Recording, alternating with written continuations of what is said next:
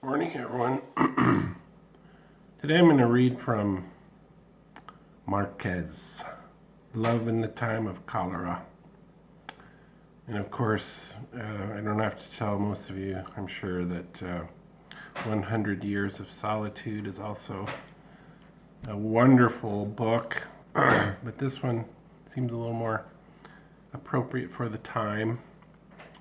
It was inevitable. The scent of bitter almonds always reminded him of the fate of unrequited love. Dr. Juvenal Urbino noticed it as soon as he entered the still darkened house, where he had hurried on an urgent call to attend the case that for him had lost all urgency many years before.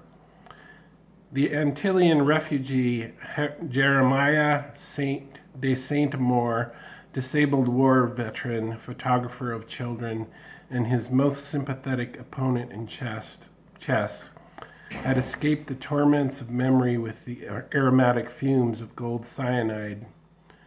He found the corpse covered with a blanket on the campaign cot where he had always slept, and beside it was a stool with the developing tray he had used to vaporize the poison.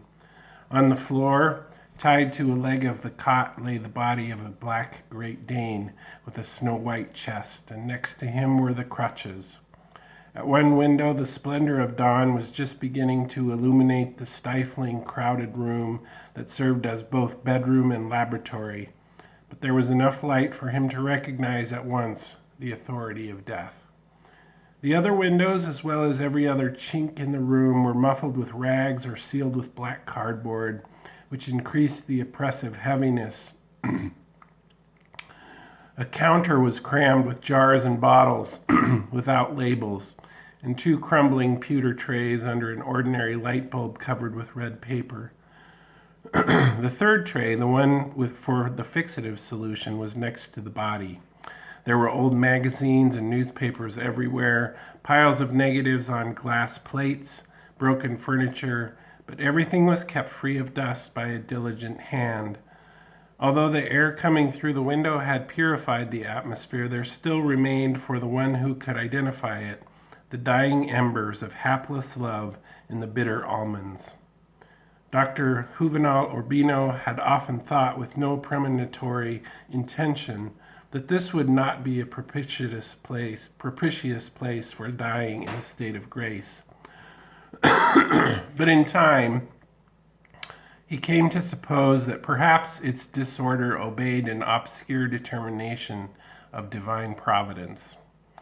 A police inspector had come forward with a very young medical student who was completing his forensic training at the municipal dispensary, and it was they who had ventilated the room and covered the body while waiting for Dr. Urbino to arrive.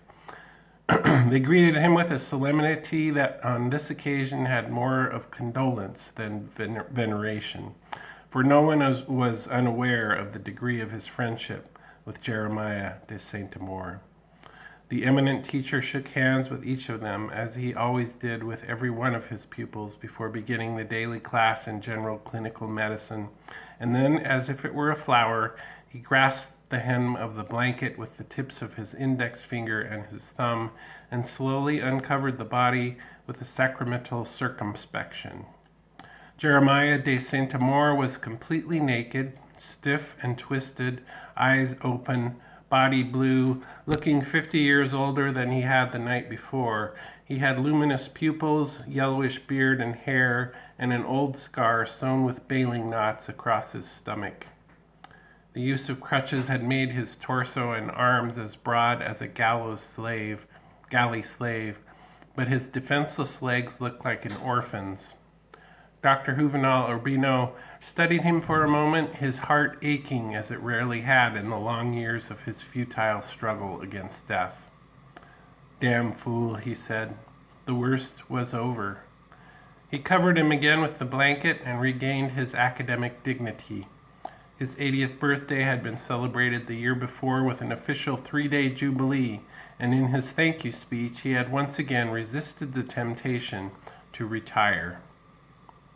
He had said, "I'll have plenty of time to rest when I die, but this eventuality is not yet part of my plans. although he heard less and less with his right ear and leaned on a silver-handled cane to conceal his faltering steps. He continued to wear a linen suit with a gold watch chain across his chest as smartly as he had in his younger years. His pasture beard, the color of mother of pearl, and his hair the same color, carefully combed back and with a neat part in the middle, were faithful expressions of his character. He compensated as much as he could for an increasingly disturbing erosion of memory by scribbling hurried notes on scraps of paper that ended in confusion in each of his pockets, as did the instruments, the bottles of medicine, and all the other things jumbled together in his crowded medical bag. He was not only the city's oldest and most illustrious physician, he was also its most fastidious man. Still, his too obvious display of learning and the disingenuous manner in which he used the power of his name had won him less affection than he deserved. That is from Love in the Time of Cholera. If you haven't read this book, pick it up right now. It's a beautiful love story, and also, explores the, read it. Thanks.